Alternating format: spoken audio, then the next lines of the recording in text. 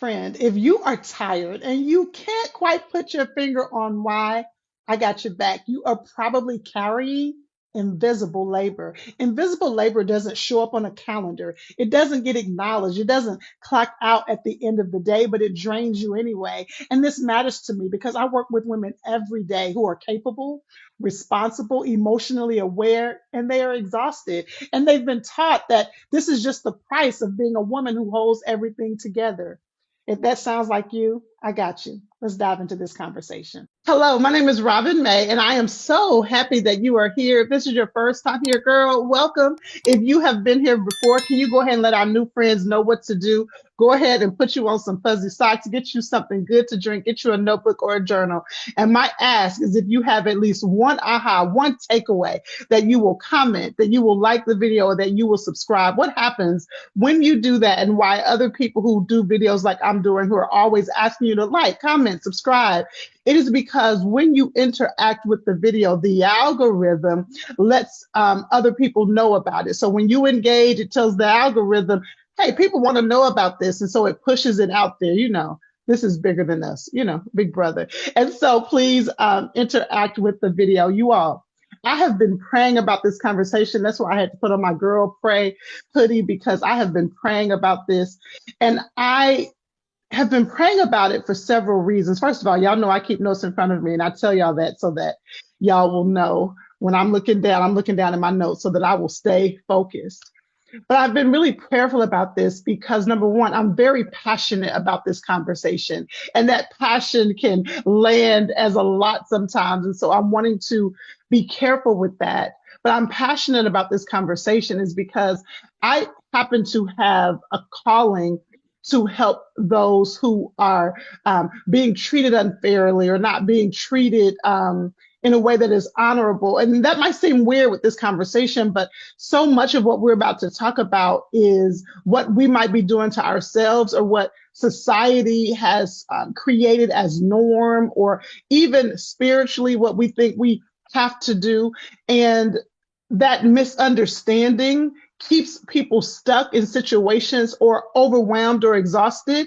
And here I come in swooping in to try to save the day. And so I'm trying to temper my passion with this. The other reason why I'm particularly sensitive about this is because it is a sensitive conversation. Because sis, during this conversation, you're going to have to look at you. You're going to have to get clarity about what you have decided is okay with your life.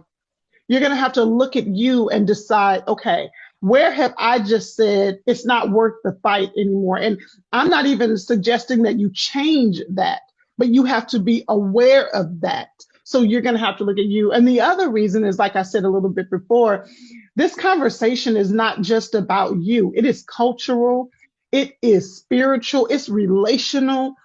I remember using the analogy one time. One of my daughters she had braids, and she had added the curls to her hair herself, right? And I think she used some type of maybe weave glue when she added the curls to her braids. And so she was having a hard time getting the curls out when she was taking her braids down. And so I had to help her. But if you are a mama, or if you've gotten braids yourself, it was like doing surgery. I was having to be so careful because I was trying to remove the false hair from her real hair so that I didn't damage her real hair. That is what this conversation is. It is me trying to go in there and help remove the things that are no longer serving you, remove the things that are not helping you without doing damage to you. And I know that sounds dramatic, but this conversation is that sensitive, because today I'm talking to those of you who are tired and you haven't been able to quite put words to why you're tired. You know that you're tired, and it's not just, I need a nap. It is a soul level tired. And I want to speak to that because I believe many of you are carrying invisible labor. You're carrying invisible labor, and it has become so secondhand. It's become just what you believe you have to do. And even as I'm saying this, There's an element to how many of us are wired as women, how God has even created us, that we are tuned into things that our spouse may not be tuned into or other people might not be tuned into. Then you take your own particular wiring, what really matters to you, and all of those things contribute to this invisible labor. So I am not trying to get rid of all the invisible labor. I don't think that that's possible.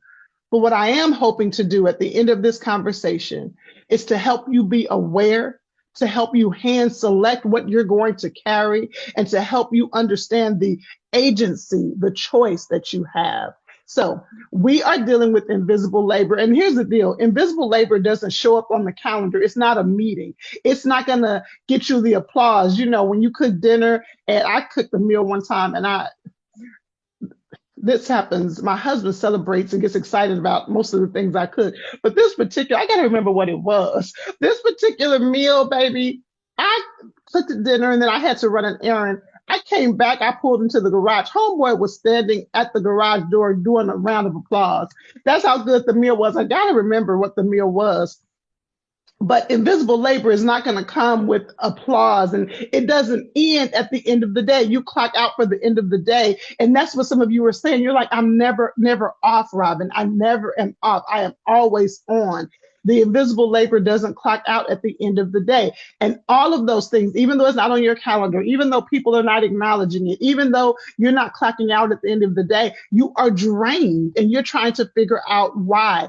And again, this matters so deeply to me because I work with women every single day who are capable, who are smart, who are highly motivated, who really love God, but they feel exhausted and overwhelmed more often than not. But here's the thing that makes me so passionate. Many of them believe that that exhaustion is just the price they have to pay for being a woman, for being a mother, for being a friend, for being a wife. They have convinced themselves, or they have accepted. And why have they accepted it? Is because it's what they've seen their whole life. A lot of the women tell me, Robin, this is what's happening with my whole friend group. All of us are feeling the same way. We get on our group chat and we're talking about it, and we're saying that this is too much and we're carrying too much. This is just how it is. Can you do me a favor, friend? Go ahead and go to the share button. It's a little arrow. Go ahead and hit the share button. Grab that link. It says copy link. Go ahead and grab it. Go ahead and put this in your group chat.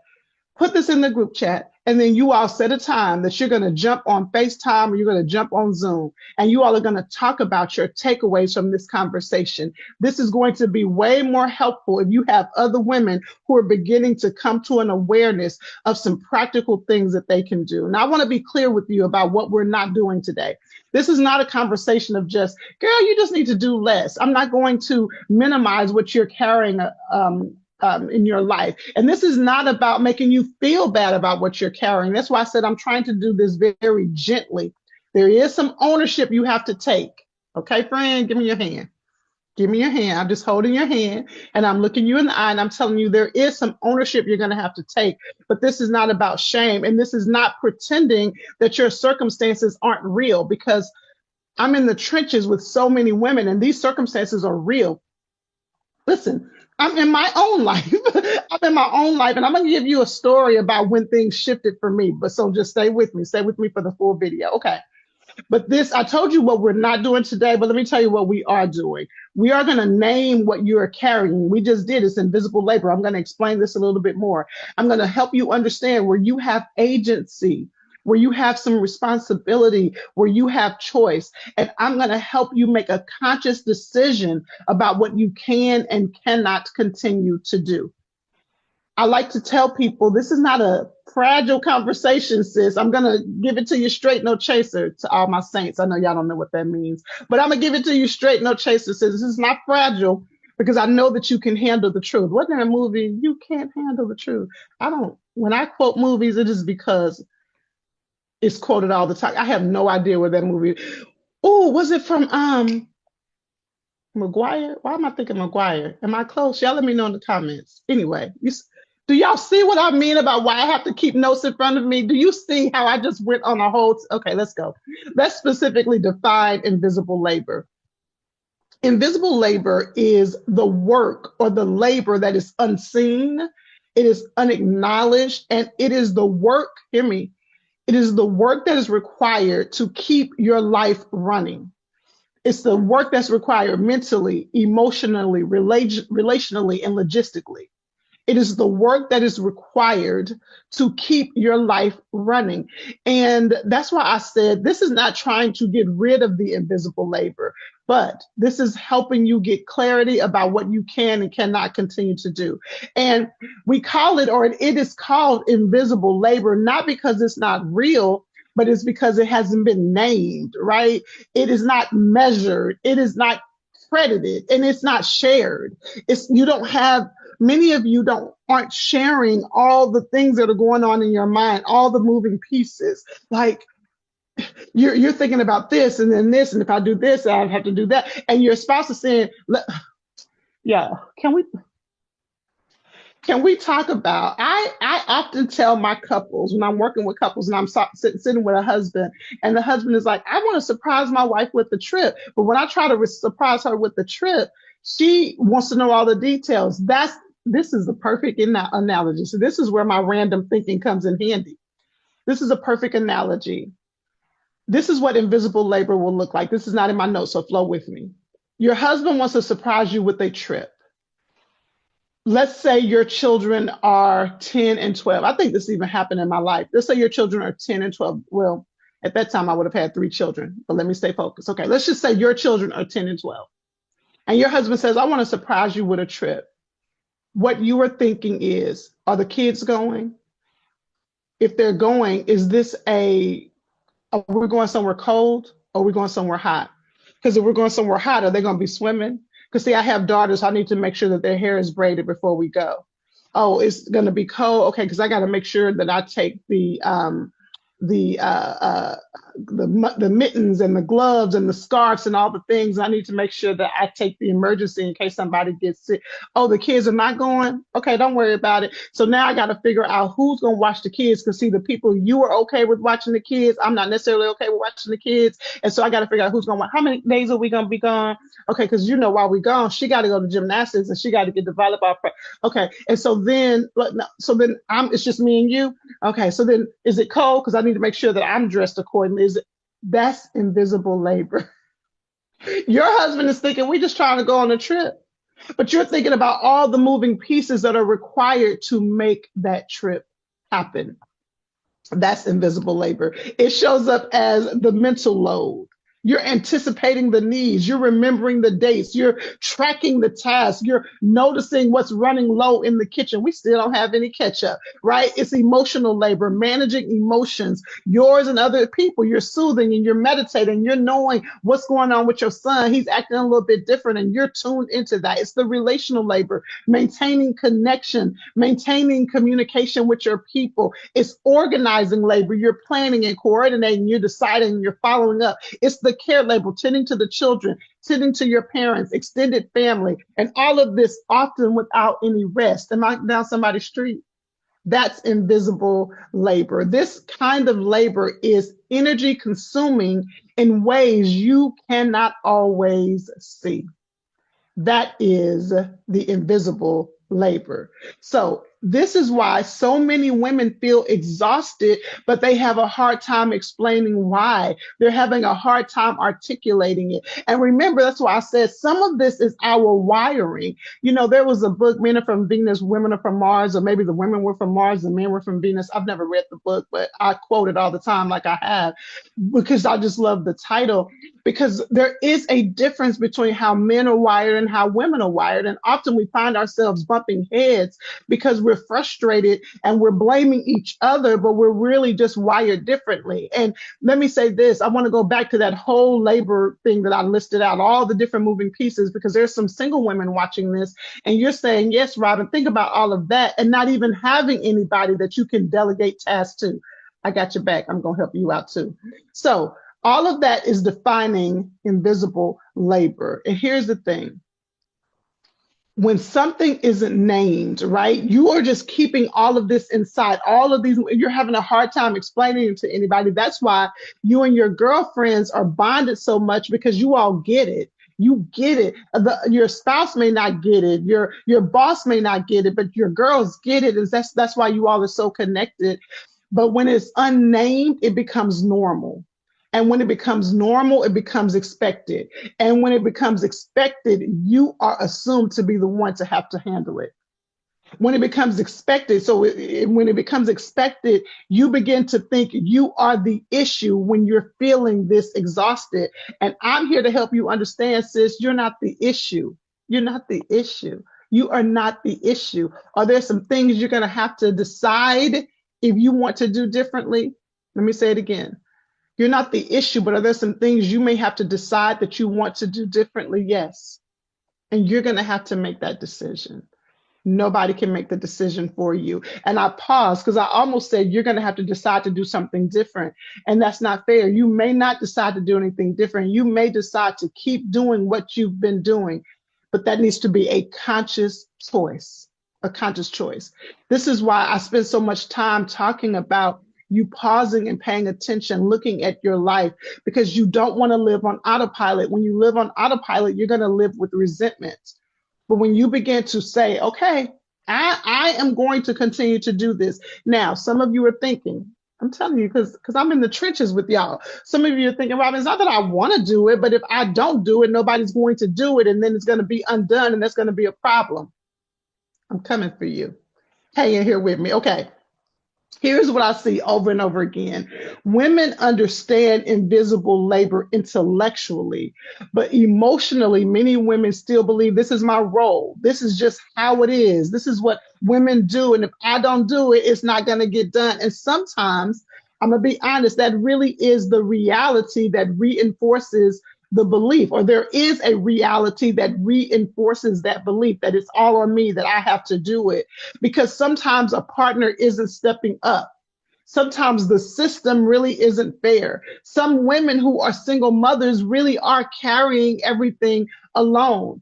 And sometimes we are, as women, often we are operating inside real cultural, relational, and financial constraints. And so that's why I am really trying to help you understand what's happening. That's why I'm really trying to slow this down and help you understand what's happening, because I don't want to dismiss, and I don't want you to think I don't understand the real reality that's going on in your life. That's why I said I'm passionate about this, and I made some major shifts in my life. And so I can help you, but you're going to have to slow down and look at you, right? Within the reality of your life, within the realm of your reality, right?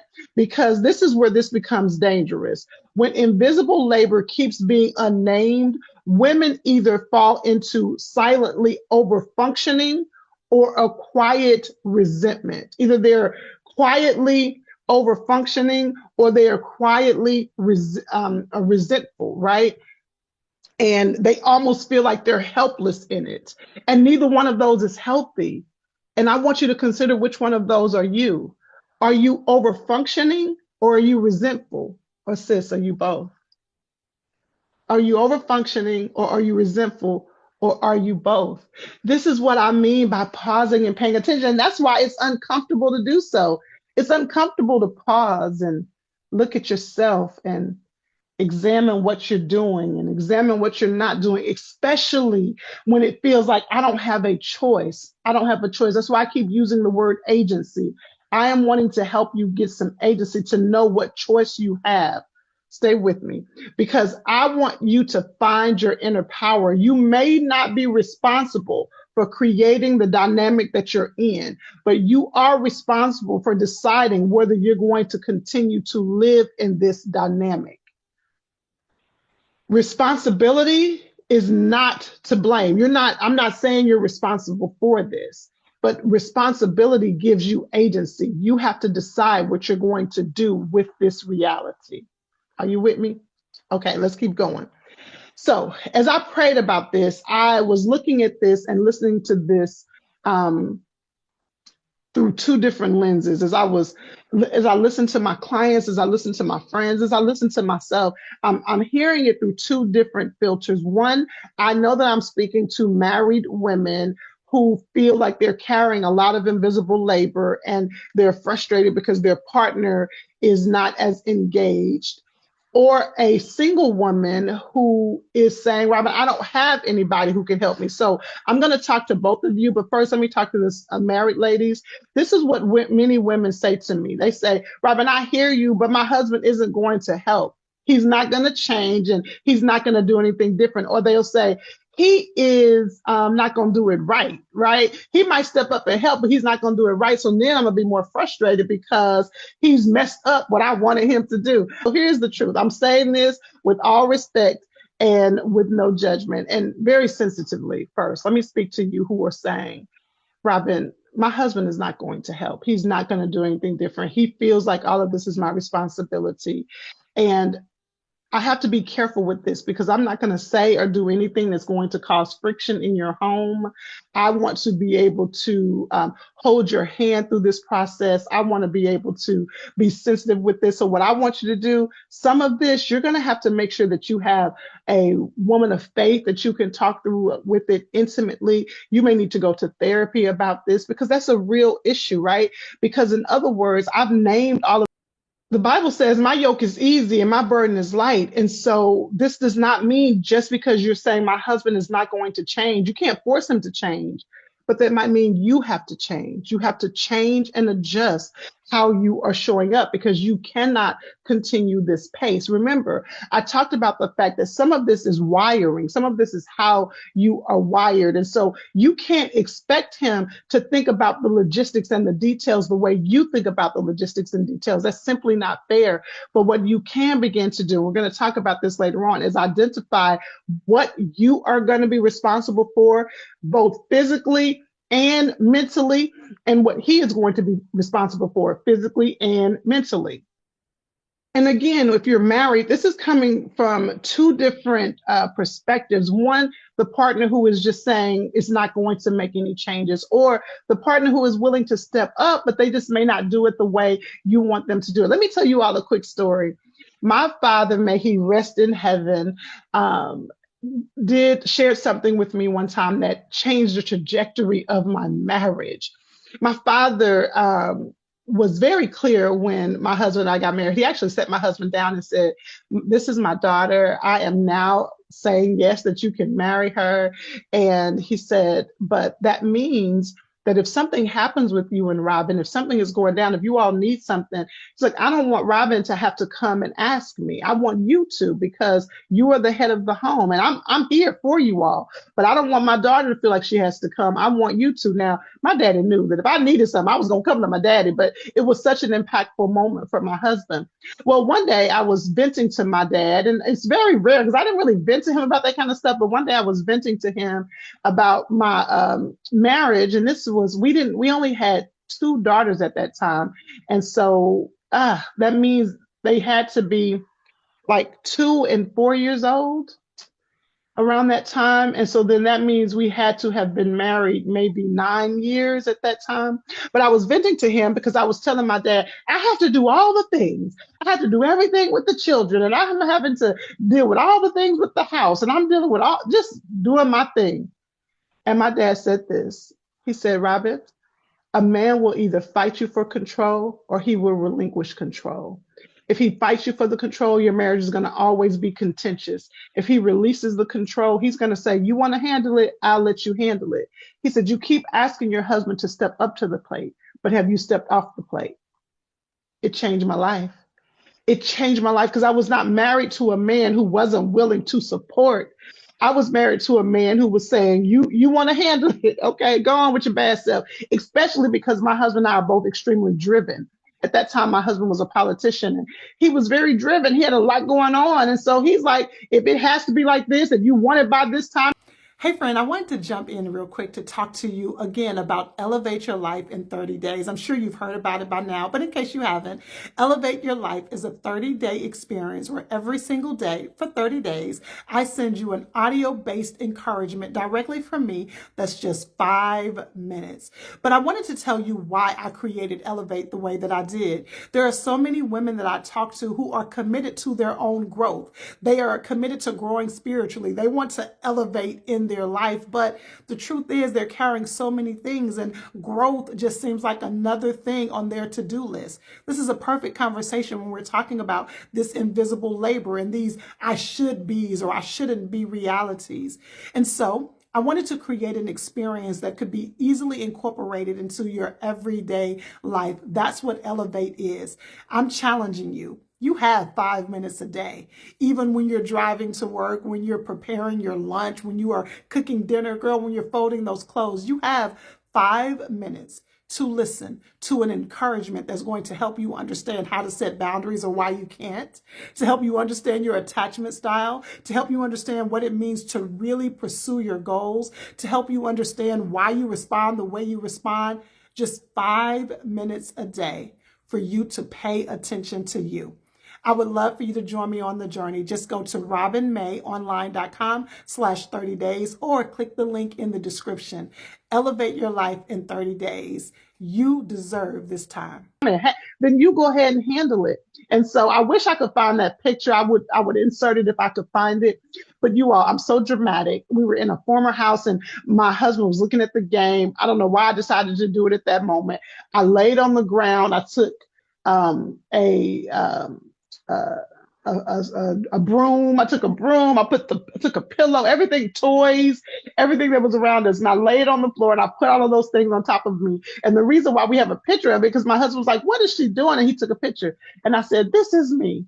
I'm carrying all the things, and I'm exhausted." It was so dramatic. I'm not suggesting that you do that, but in all seriousness, that was a turning point in our marriage because I realized I was holding on to all the things and I was not relinquishing things. And so I began to make a conscious decision to take my hands off of some things. And part of what that looked like is I had to determine what are the things that were non-negotiable for me. So let me give you an example. Again, remember we had young girls, and my husband felt like the amount of money we were spending to get the girls' hair braided was ridiculous. He was like, they can just have a puff ball for all I care.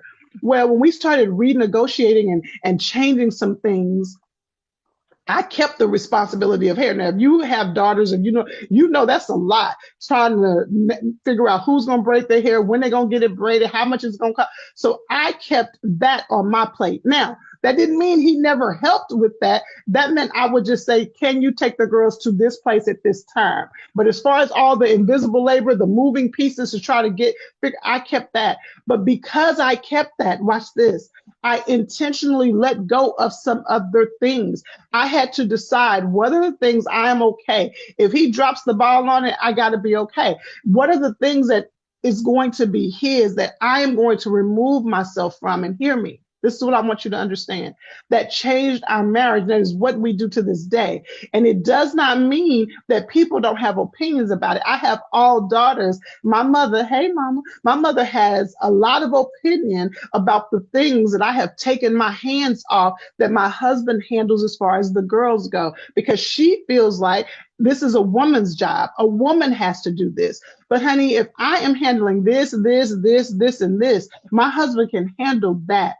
That's what I mean about you deciding what you're going to continue to carry. And yes, my husband was willing for us to renegotiate. For those of you who you're saying, because that's going to be one of our strategies, for those of you who are saying, Robin, my husband's not going to do it, you are going to have to make that decision for yourself. You're going to have to say, okay, if I have to carry all of this, and some of us have to decide, hear me, some of us have to decide, some of the things we are carrying are the things that matter so deeply to us. Let me put myself out there again. Just this past Christmas, it was the Christmas holiday. So I don't know if it was Christmas or whether it was around Thanksgiving or whether it was New Year's. It's just that whole period of time. Everybody was home. My daughter was home from college, and we were talking about all the moving pieces and the things that were going on. And I was like, I just got to do this and got to do that. And my family, we were all sitting around talking, and my family said, Mommy, my girl said, Mommy, you're putting a lot of that on yourself. My husband was like, yeah, baby, you all of that you doing. And these are things I was doing to make sure that the time was festive. And it was one of those moments that I got agitated. And I was like, see, if I stop doing it, y'all gonna be the one. But I had to check myself because they were right. Some of the things that I felt like we just had to do was because it was important to me. I wanted us to have that memory. Will they be grateful for it 5 years from now? Maybe, but I had to make a decision. Some of the things that I'm enforcing, that's what I meant when I said this conversation was going to be you looking at you. Some of the things I was saying, we have to go do this, was because I wanted to make sure we did it. One of the examples of that was family pictures. We take family pictures every year. This year it got ahead of us. And we absolutely could have just done the AI picture, right? As a matter of fact, one of our pictures was a picture that we had taken years ago that we had ChatGPT just change our outfits, right? But I also wanted new Christmas pictures. We didn't get them done in enough time. So I said, we're going to do New Year's pictures. It was on me. They were okay. Everybody in the family said, let's just do an AI generated picture. And I said, no, we've got to do real pictures. That was me. I cannot hold them responsible for what I was wanting to do. That's what I meant when I said, sis, you got to look at you. Okay, let's keep going because I know I got to talk to my single ladies. Some of you are saying, Robin, that's nice and that's cute. And I understand all the things that you're saying, but I am here by myself. This conversation is for you as well. Do you remember the scripture I pointed out? The Bible says, my yoke is easy, my burden is light. He did not say, except if you're a single mother, except if you're single. You too have to identify what are the things that I am carrying that I might need to let go. What are the micro support that I can get? I might not be able to get somebody to do all the things, but what can I outsource? What friend do I have that's also a single mother that we can support each other? What are the things that I'm saying have to get done this month that really could get done over a period of time? This is what I mean by slowing down and asking yourself some questions.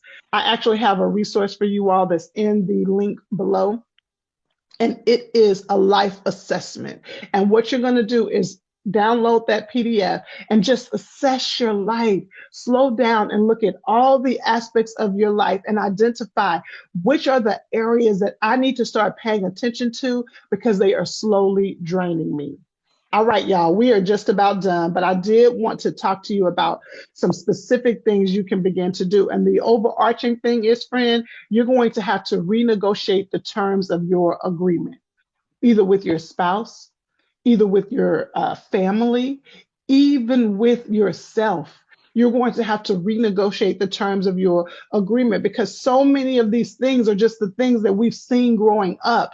It is our belief that this is what a woman has to do. These are the things that we have convinced ourselves. Now, again, I told you that this is a sensitive conversation because this is spiritual. This is cultural. This is relational because there are things as women of God that are our responsibility, but not all the things. And that is why you have to begin to determine, is this something I just learned from my mom that my mom has said is what a woman has to do? Or is this what I really believe is my responsibility?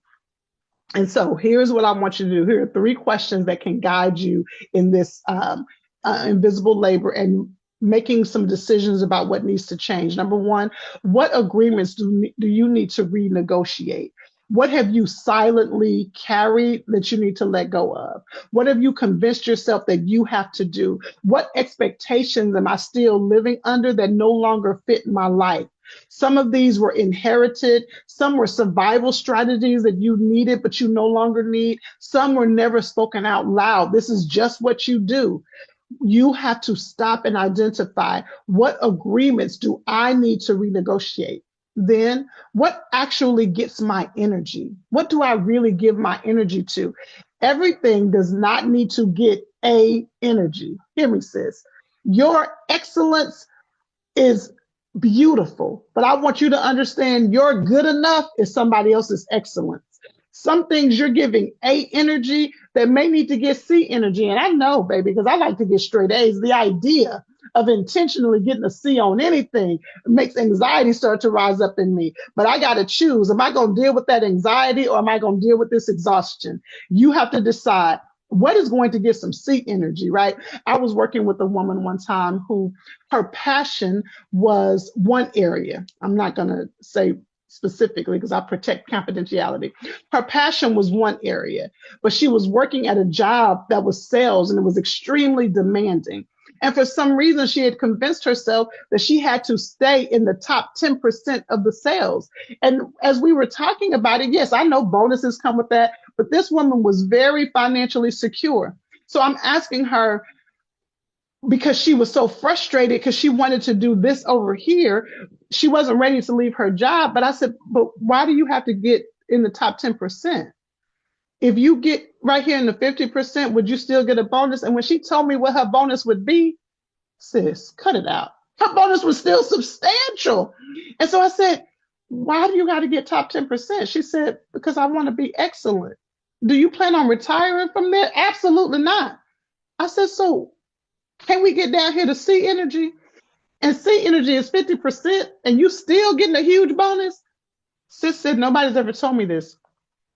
She began to do that. She started taking some of the effort she was putting over here and put it over here. Do you know homegirl has left her job?